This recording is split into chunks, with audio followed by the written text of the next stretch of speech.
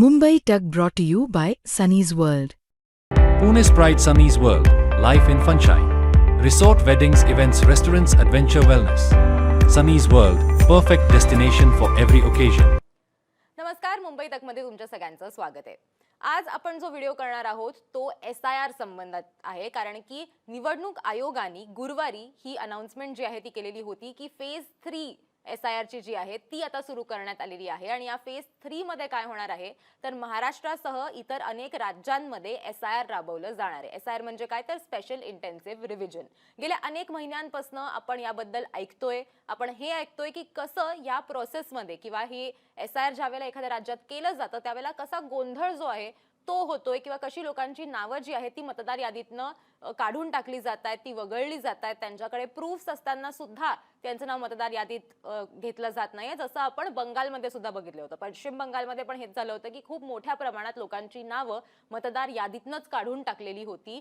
नंतर ज्या लोकांनी अपील केल्यानंतर सुद्धा त्यांच्या केसेस ज्या आहेत त्या अजूनही पेंडिंग आहेत. अनेक लोकांना मतदान करता आलेलं नाहीये.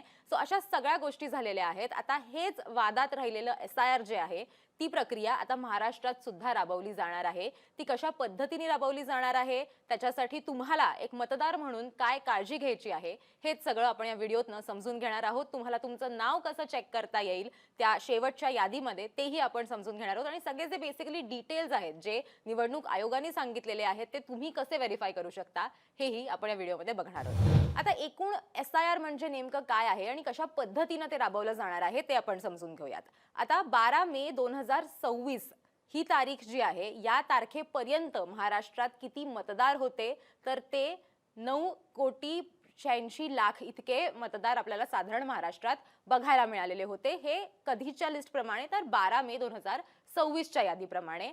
आणि आता जे SIR होणार आहे हे SIR कशासाठी मुळात केलं जातंय की जे लोक 18 ज्यांचं वय पूर्ण झालेलं आहे, जे एलिजिबल वोटर्स आहेत त्यांचं नाव मतदार यादीत आहे की नाही हे चेक करण्यासाठी म्हणून हे सोप्या शब्दात सांगायचं झालं तर हे SIR केलं जात आहे. जे डिसीज्ड आहेत म्हणजे ज्यांचा मृत्यू झालेला आहे किंवा ज्या नवीन नोंदी आहेत किंवा जी नावं डिलीट करणं गरजेचं आहे कारण की त्यांनी स्थलांतर केलेलं आहे, तर हे सगळं एक व्हेरिफिकेशन करण्यासाठी ती मतदार यादी जी आहे तिची छाननी करण्यासाठी आणि एक क्लिअर मतदार यादी समोर यावी याच्यासाठी म्हणून खरं ही SIR ची प्रोसेस आहे. तर आता जे SIR महाराष्ट्रात केलं जाणार आहे त्याच्यासाठी कोण एलिजिबल असणार आहे तर ज्या लोकांचं वय हे 1 ऑक्टोबर 2026 पर्यंत 18 पूर्ण झालेलं आहे अशा लोकांचं नाव जे आहे ते SIR मध्ये कन्सिडर केलं जाणार आहे आणि त्यांचं नाव जे आहे ते सुद्धा मतदार यादीत घेतलं जाणार आहे किंवा त्यांना बेसिकली याच्यामध्ये गृहीत धरलं जाणार आहे. आता आपण पुढे बघूयात की कशा पद्धतीने हे SIR जे आहे ते राबवलं जाणार आहे आणि कुठे कुठे राबवलं जाणार आहे. तर सुरुवातीला आपण जर बघितलं तर 36.7 कोटी जे मतदार आहेत त्यांची पडताळणी केली जाणार आहे एकूण ज्या ज्या राज्यांमध्ये हे होणार आहे SIR त्याच्यामध्ये. आता त्याच्यात कुठली कुठली राज्य आहेत तर त्याच्यामध्ये महाराष्ट्र आहे, आंध्र प्रदेश आहे, तेलंगणा, पंजाब, हरियाणा, ओडिसा, उत्तराखंड, अरुणाचल प्रदेश, मणिपूर, मिझोराम, नागालँड, सिक्कीम आणि त्रिपुरा यांचं याच्यामध्ये आहे. आता काही युनियन टेरिटरीज आहेत तिथे सुद्धा हे केलं जाणार आहे. त्याच्यामध्ये दिल्ली, चंदीगड, दीव दमण, दादरा नगर हवेली इथे सुद्धा SIR ची प्रक्रिया जी आहे ती राबवली जाणार आहे. आता याच्या आधी जी मतदार यादीची जी रिव्हिजन होती ती कधी झालेली होती ते आपण बघणार आहोत आणि याच्यासाठी सुद्धा क्रायटेरिया काय आहे ते बघणार आहोत. सो आता या घडीला जे SIR केलं जातंय त्याच्यासाठी कुठली मतदार यादी गृहीत धरली जाणार आहे तर ती 2002 ची मतदार यादी जी होती ती गृहीत धरली जाणार आहे. 2002 साली जे रिव्हिजन झालेलं होतं ते तिथे गृहीत धरलं जाणार आहे आणि मग त्याचं एक कंपॅरिझन केलं जाणार आहे आत्ताच्या मतदारांची आणि मग तुमचं नाव त्याच्या यादीमध्ये आहे की नाही हे बघून मग पुढची प्रक्रिया जी आहे ती केली जाणार आहे. आता याच्या म्हणजे 2002 नंतर एक जे मतदार यादीचं रिव्हिजन होतं ते कधी झालेलं होतं हे जर आपल्याला समजून घ्यायचं असेल तर 2 वेळेला प्रामुख्याने अनेक नावं जी आहेत ती डिलीट किंवा ऍड करण्यात आलेली होती किंवा त्याच्यामध्ये मतदार याद्यांमध्ये बदल करण्यात आलेला होता. आता एक वार्षिक जे लिस्ट अपडेशन असतं ते निवडणूक आयोगाकडनं केलं जातं. दरवर्षी एक ती निवडणूक प्रक्रिया जी असते, निवडणूक आयोगाकडनं ही प्रक्रिया जी आहे ती केली जाते. त्याच्यामध्ये जे मतदार आहेत त्यांची एक रिवाइज्ड लिस्ट जी असते ती अपडेट केली जाते आणि ती त्यांच्या वेबसाईटवरती पब्लिश केली जाते. पण आता याच्यामध्ये ज्या लोकांनी अप्लाय केलेलं आहे की ॲडिशनसाठी किंवा डिलिशनसाठी, हे फक्त त्यांच्यासाठी असतं आणि हे बेसिकली ॲडिशन्स करून ती लिस्ट केली जाते. पण ज्या वेळेला डोर टू डोर सर्वेचा प्रश्न येतो त्यावेळेला प्रामुख्याने दोनदा हे करण्यात आलेली होती रिव्हिजन. ती कधी होती तर 2019 मध्ये आपण जर बघितलं तर 17 लाख नावं जी आहेत ती डिलीट करण्यात आलेली होती. आणि ती का डिलीट करण्यात आलेली होती तर त्याच्यातले अनेक लोकांचा मृत्यू झालेला होता किंवा त्यांनी स्थलांतर केलेलं होतं किंवा अनेक लोकांनी अप्लाय सुद्धा केलेलं होतं डिलिशनसाठी कारण त्यांचं स्थलांतर झालेलं आहे. सो अशी सगळी नावं जी आहेत ती एकूण डिलीट करण्यात आलेली होती. त्यानंतर तुम्हाला जर आठवत असेल तर लोकसभा निवडणूक ज्यावेळेला झाली, लोकसभा निवडणुकीनंतर विधानसभा निवडणुकीच्या पूर्वी जो मधला काळ होता त्या मधल्या काळात महाराष्ट्रात 36 लाख नावं जी आहेत ती वाढवण्यात आलेली होती. आणि हा आकडा त्यावेळेला बघून सुद्धा हा प्रश्न विचारण्यात आलेला होता की इतक्या कमी काळामध्ये हे कसं काय शक्य झालं की तुम्ही 36 लाख नवीन नावं मतदार यादीत ऍड केलेली आहेत. सो ही प्रामुख्यानं दोन महत्वाच्या रिव्हिजन्स जे आहेत ते मतदार यादीत महाराष्ट्रात झालेले होते. आता आपण पुढे बघूयात. आता ही फेज 3च्या महत्वाच्या तारखा काय असणार आहेत आणि हे कोण करणार आहे. आता हे कोण करणार आहे त्याच्यात ते जर बघायचं झालं तर जे बूथ लेवल एजंट्स असतील ते आणि जे बूथ लेवल ऑफिसर्स असतील ते त्यांच्याकडनं ही प्रक्रिया करण्यात येणार आहे. आता या तारखा ज्या आहेत याच्यावरनं सुद्धा असं म्हटलं गेलं होतं की जनगणना जी आहे ती सुद्धा सुरू आहे. मग असं असताना हे सगळं मिक्सिंग का केलं जातंय किंवा हे इतकं कॉम्प्लिकेट का केलं जातंय तर त्याच्यासाठी टाइम्स ऑफ इंडियाला जी माहिती मिळालेली आहे त्यांनी ती त्यांच्या पेपरमध्ये सुद्धा छापलेली आहे, तुम्ही वाचू शकता. त्याच्यात त्यांनी खूप स्पेसिफिकली असं म्हटलेलं आहे की जी यंत्रणा ही SIR साठी लागणार आहे तीच यंत्रणा आता सेन्सससाठी सुद्धा काम करते आणि त्याच्यामुळे कुठल्याही एका प्रक्रियेमध्ये प्रॉब्लेम होऊ नये याच्यासाठी या तारखा ज्या आहेत त्या आम्ही ऍडजस्ट केलेल्या आहेत असं सांगण्यात आलेलं आहे. स्वतः महत्वाच्या तारखा काय आहेत आपण बघूयात. आता मतदारांचं मॅपिंग कधी करण्यात येणार आहे ते आपण बघणार आहोत. तर त्याच्यासाठी एकूण एप्रिल महिना जो आहे आपल्याला एप्रिल महिन्यामध्ये आपण बघितलं होतं की 1 एप्रिल ते 20 जून हे मतदारांचं मॅपिंग आणि बेसिकली तयारीचा जो काळ आहे तो हा आहे. त्याच्यानंतर फॉर्म आणि तयारीचा जो काळ आहे तो 20 जून ते 29 जून हा असणार आहे. त्याच्यानंतर गृहभेटीद्वारे सर्वेक्षण म्हणजे डोर टू डोर व्हिजिट करून जो सर्वे केला जाणार आहे तो कुठल्या कालावधीत केला जाणार आहे तर तो 30 जून ते 29 जुलै या काळामध्ये तो सर्वे जो आहे तो केला जाणार आहे. तुमच्या घरी निवडणूक आयोगाचे जे पोलिंग बूथ जे एजंट्स आहेत ते तुमच्या घरी येणार आहेत आणि ते BLA BLOs येऊन तुमच्याकडनं तुमची जी माहिती आहे ती घेतली जाणार आहे आणि त्याच्या असं तुमच्या प्रत्येकाच्या घरी येऊन दारात येऊन ही माहिती जसं जनगणनेमध्ये जसं सेन्ससमध्ये केलं जातं तशाच प्रकारे इथे सुद्धा ही प्रक्रिया राबवली जाणार आहे. ती कधी तर जसं मी म्हणले की 30 जून ते 29 जुलै या काळात ते असणार आहे. त्याच्यानंतर मतदान केंद्रांचं सुसूत्रीकरण जे आहे ते सुद्धा केलं जाणार आहे. म्हणजे जॉग्राफिकली जर ज्या भागांमध्ये जर मतदार केंद्रांमध्ये प्रॉब्लेम असेल, संख्या वाढवायची असेल, कमी करायची असेल किंवा जे काही प्रॉब्लेम्स आहेत ते सगळे प्रॉब्लेम्स सुद्धा याच काळामध्ये 29 जुलैपर्यंत रिझॉल्व्ह केले जाणार आहेत. हे प्रॉब्लेम्स सुद्धा सॉल्व्ह केले जाणार आहेत.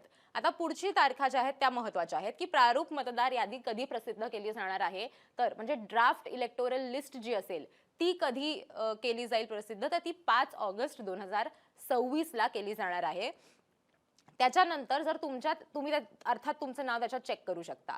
ते केल्यानंतर ज्या वेळेला तुम्हाला जर त्याच्यामध्ये काही डाऊट्स असतील, तुम्हाला तुमचं नाव त्याच्यामध्ये मिळालं नाही, तुम्हाला असं वाटलं की तुमचं नाव त्याच्यातनं डिलीट केलेलं आहे किंवा तुमच्या नावामध्ये चुका झालेल्या आहेत असं जर काही तुम्हाला वाटलं तर त्याच्यासाठी ते नोंदवण्याचा काळ म्हणजे तुमची कंप्लेंट नोंदवण्याचा काळ सुद्धा त्यांनी दिलेला आहे 5 ऑगस्ट ते 4 सप्टेंबर या वेळेत तुम्हाला तुमच्या ज्या हरकती आहेत त्या नोंदवायच्या आहेत. त्याच्यानंतर हे जे दावे आणि हरकती आहेत हे दावे आणि हरकतींचा निवारा केला जाणार आहे बेसिकली. तर हे जे इश्यूज आहेत तुमचे हे सॉल्व्ह केले जातील कुठल्या काळामध्ये 5 ऑगस्ट ते 3 ऑक्टोबर हा काळ असणार आहे ज्याच्यामध्ये तुमचं नाव आहे की नाही, तुमची जी काही कंप्लेंट आहे ती रिझॉल्व्ह करण्याचा प्रयत्न केला जाणार आहे. आणि जी फायनल यादी असेल SIRची ती फायनल यादी 7 ऑक्टोबर 2026 ला प्रसिद्ध केली जाणार आहे. आता या झाल्या महत्वाच्या तारखा. आता ज्या वेळेला फेज 2 मध्ये SIR करण्यात आलेलं होतं विविध राज्यांमध्ये तर त्यावेळेला आपल्याला हे बघणं महत्वाचं आहे की त्यावेळेला किती लोकांची नावं डिलीट झालेली होती, तर तो डेटा सुद्धा टाइम्स ऑफ इंडियाने त्यांच्या बातमीमध्ये दिलेला होता. तर ते काय म्हटलेले आहेत बघा, की केंद्रीय निवडणूक आयोगाने एप्रिल 2026 मध्ये संपलेल्या फेज 2 च्या मोहिमेत देशातील 12 राज्य आणि केंद्रशासित प्रदेशांमधून एकूण 7.2 कोटी जी मतदारांची नावं आहेत ती यादीतून वगळलेली होती. हे झालं होतं फेज 2 मध्ये. आता त्याच्यात सुद्धा जी टक्केवारी आहे ती त्यांनी दिलेली आहे. आता त्यांनी टक्केवारी काय दिली आपण बघूयात. त्याच्यामध्ये यूपीत आपण बघितलं तर 13.2% मतदार जे आहेत ते त्यांची नावं वगळण्यात आलेली होती. गुजरातमध्ये 13.1, छत्तीसगडमध्ये 11.3, वेस्ट बेंगॉलमध्ये 10.9, तमिळनाडूमध्ये 10.6, गोवामध्ये 10.2, पुडुचेरीमध्ये 7%, मध्य प्रदेशमध्ये 5.7%, राजस्थानमध्ये 5.4%, केरळमध्ये 2.5% आणि लक्षद्वीपमध्ये 0.3 म्हणजे 0.3% जे मतदार होते त्यांची नावं जी आहेत ती वगळण्यात आलेली होती. हे झालं होतं फेज 2 मध्ये. आता ही फेज 3 आहे. फेज 3 मध्ये महाराष्ट्र आणि जी नावं आपण सुरुवातीला बघितली या सगळ्या राज्यांमध्ये SIR जे आहे ते राबवलं जाणार आहे आणि आपल्याला साधारण ज्या वेळेला हे सगळं संपेल, ही अख्खी प्रोसेस संपेल ऑक्टोबर 7 ला आणि यादी पब्लिश होईल, त्यानंतर आपल्याला कळेल की महाराष्ट्रातनं नक्की किती नावं वगळण्यात आलेली आहेत, किती नावं ऍड झालेली आहेत आणि एकूणच महाराष्ट्रात काय परिस्थिती आहे. आता तुम्हाला काय करायचं आहे याच्या सगळ्यामध्ये ते खूप महत्त्वाचं आहे. म्हणजे तुम्ही आता तुमचं नाव हे 2002 प्रमाणे यादीत आहे का हे तुम्ही अगदी सोप्या पद्धतीने बघू शकता. त्यांची एक वेबसाईट आहे निवडणूक आयोगाने तयार केलेली, त्याच्यावरती 2002 प्रमाणे जी लिस्ट होती त्याच्यात तुम्ही तुमचं नाव जे आहे ते शोधू शकता. ते कसं शोधायचं तेही आपण बघणार आहोत. पण ज्या वेळेला तुमच्या घरी SIR साठी कोणीतरी येईल डोर टू डोर, त्यावेळेला तुम्ही काय करणं अपेक्षित आहे, तर तुमच्याकडे तुमची कागदपत्र ही हँडी असणं गरजेचं आहे. आता ही कुठली कागदपत्र तुम्हाला याच्यामध्ये लागू शकतात, तर त्याच्यामध्ये वयाचा पुरावा तुम्हाला द्यावा लागणार आहे. त्याच्यासाठी आधार कार्ड, पॅन कार्ड, जन्माचा दाखला, बर्थ सर्टिफिकेट, शाळा सोडल्याचा दाखला म्हणजे जे आपलं स्कूल लिव्हिंग सर्टिफिकेट असतं ते स्कूल लिव्हिंग सर्टिफिकेट किंवा 10वीचं जे आपलं बोर्डाचं सर्टिफिकेट असतं ते सुद्धा ह्याच्यामध्ये चालू शकतं. त्याचबरोबर ड्रायव्हिंग लायसन्स किंवा पासपोर्ट याच्यात हे डॉक्युमेंट जे आहेत याच्यातलं डॉक्युमेंट तुमच्याकडे असणं गरजेचं आहे. आता दुसरं प्रूफ जो याच्यानंतरचा आहे तो आहे की तुमचा पत्त्याचा म्हणजे तुम्ही कुठे राहता याचा जो पुरावा आहे तो देणं गरजेचं आहे. त्याच्यासाठी सुद्धा आधार कार्ड तुमचं गरजेचं आहे, पण त्याच्यावरचा तुमचा ॲड्रेस आणि तुमचे डिटेल्स हे अपडेटेड असले पाहिजेत. तुम्ही जिथे राहता तिथलाच तो पत्ता असला पाहिजे. बँक किंवा पोस्ट ऑफिसचं जे पासबुक आहे ते तुम्ही देऊ शकता. लाईट बिल, गॅस कनेक्शनचं बिल चालू शकतं. रेशन कार्ड किंवा नोंदणीकृत भाडे करार म्हणजेच रेंट अग्रीमेंट तुमचं जे आहे ते सुद्धा तुम्ही देऊ शकता. हे दोन पुरावे तुम्हाला देणं गरजेचं आहे. एक तुमचं एज प्रूफ आणि एक तुम्ही कुठे राहता याचं जे प्रूफ आहे ते तुम्हाला देणं गरजेचं आहे. आता या दोन शिवाय आणखीन गोष्टी ज्या व्हॅलिड धरल्या जाऊ शकतात SIR मध्ये त्या कुठल्या आहेत आपण बघूयात. आता त्याच्यामध्ये सरकारी नोकरदार किंवा पेन्शन धारकांसाठी जे ओळखपत्र दिलेलं असतं ते किंवा पेन्शन पेमेंट ऑर्डर म्हणजे PPO हे सुद्धा तुम्ही दाखवू शकता.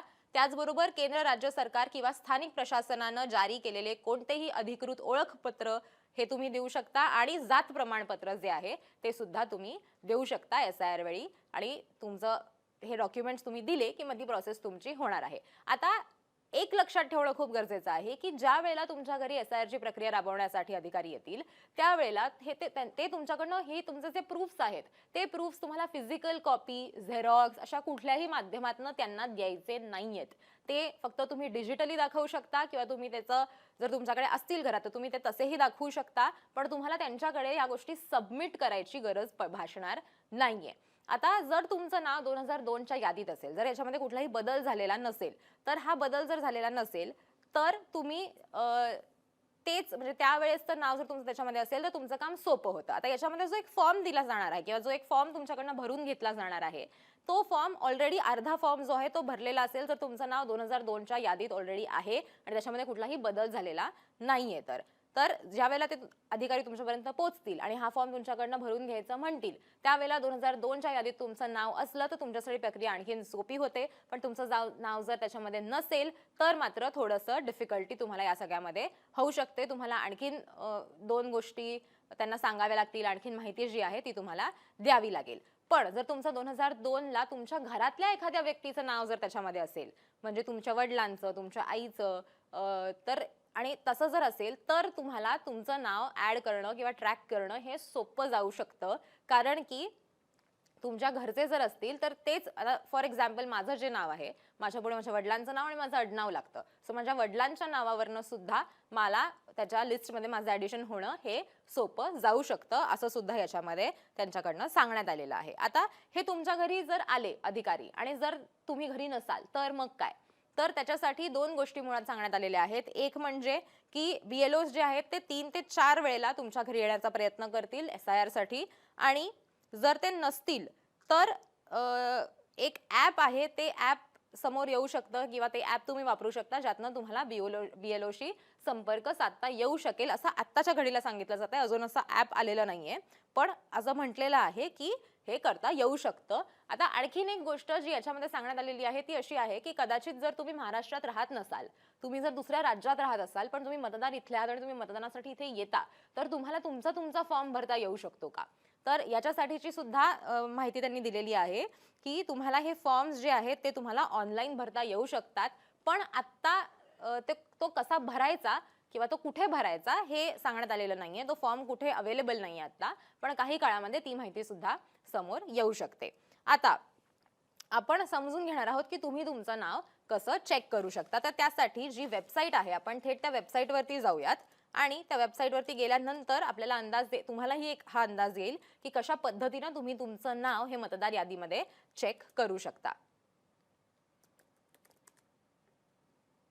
आता त्यासाठी तुम्हाला जी वेबसाईट आहे त्या वेबसाईटवर जावं लागणार आहे. आपण स्क्रीनवरती बघूयात की आपल्याला कशा पद्धतीनं तुम्हाला तुमचं नाव जे आहे ते चेक करता येऊ शकतं. आता याच्यामध्ये तुम्हाला काय करायचंय, तर तुम्हाला वेबसाईटवर जायचंय. ती वेबसाईट कुठली आहे, तर voters.eci.gov.in या वेबसाईटवर जायचं. या वेबसाईटवर तुम्ही गेल्यानंतर तुम्हाला तिथे स्क्रीनवर दिसत असेल special intensive revision 2026 search your name in the last SIR. आता तुमचं नाव तुम्ही गेल्या वेळेसच्या SIR मध्ये चेक कसं करायचं, तर ह्या वेबसाईटवरती येऊन मग तुम्ही याच्यावर क्लिक केल्यानंतर आता इथे 2 पर्याय आहेत. एक यांनी दिलेला आहे की सर्च बाय इलेक्टर डिटेल्स, म्हणजे तुम्ही मतदार आहात तर तुम्ही तुमच्या नावाने चेक करू शकता, किंवा तुम्ही गेल्या वेळेसचा जो SIRचा जो रोल होता तो त्यांनी तिथे टाकलेला आहे आणि त्यात सुद्धा तुम्ही सिलेक्ट करू शकता आणि त्यातनं सुद्धा तुम्ही सर्च करू शकता. आता याच्यात तुम्ही कसं सर्च कराल, तर इथे आधी तुम्हाला तुमचं राज्य कुठलं ते टाकायचंय आणि त्याच्यानंतरचे कॉलम्स आहेत ते खूप इम्पॉर्टंट आहेत. आता तिथे काय लिहिलंय बघा, स्टेट मी टाकलेला आहे महाराष्ट्र. आता त्याच्यामध्ये तुमचा जिल्हा कुठला होता इन 2002, म्हणजे 2002 ला तुमचा जिल्हा कुठला होता ज्यावेळेला तुम्ही मतदार होतात, तो इथे टाकणं अपेक्षित आहे. त्याच्यानंतर असेंब्ली कॉन्स्टिट्युएन्सी, म्हणजे तुमचा विधानसभेचा मतदारसंघ हा 2002 मध्ये कुठला होता. आता फॉर एक्झाम्पल जर माझा मतदारसंघ हा आत्ता कोथरूड आहे, पण 2002 मध्ये जर तो कोथरूड नव्हता, तो शिवाजीनगर भागात येत होता, तर मला शिवाजीनगर हे टाकणं तिथे गरजेचं आहे किंवा ते अपेक्षित आहे. त्याच्यानंतर हे कंपल्सरी नाहीये, पण तुमच्याकडे माहिती असेल तर तुम्हीही भरू शकता. जे ऑप्शन्स आहेत ते आणखीन कमी होतील आणि तुम्हाला सोपं जाईल तुमचं नाव शोधणं. पोलिंग स्टेशन नंबर आणि and name in 2002, polling station तुमचं जे होतं तिथला नंबर किंवा नाव तुमच्याकडे असेल तर ते तुम्ही टाकू शकता. पार्ट सिरियल नंबर इन 2002, त्याचबरोबर तुमचं नाव. आता तुमचं नाव टाकणं अर्थातच कंपल्सरी आहे. तुम्हाला तुमचं पूर्ण नाव तिथे टाकायचं आहे.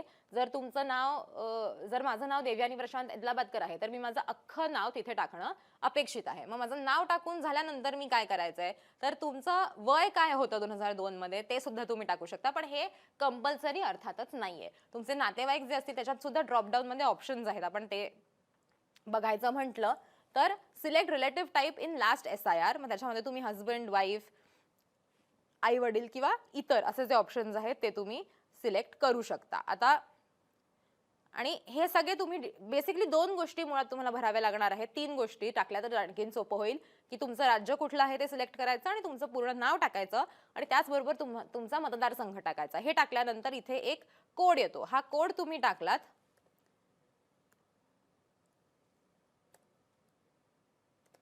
आणि सर्च म्हटलं की तुम्हाला एक लिस्ट आहे खाली, ती लिस्ट तुम्हाला दिसू शकेल आणि तुम्हाला तुमचं नाव त्याच्यामध्ये आहे की नाही हे चेक करता येऊ शकेल.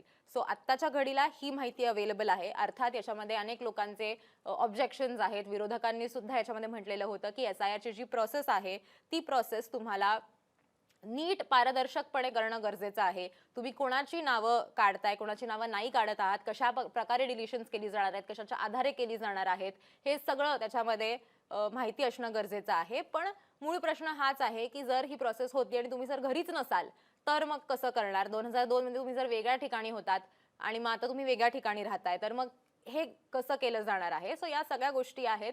जे डुप्लिकेट वोटर्स आहेत त्यांची नावं अर्थात SIR मधनं निघावीत अशी अपेक्षा आहे.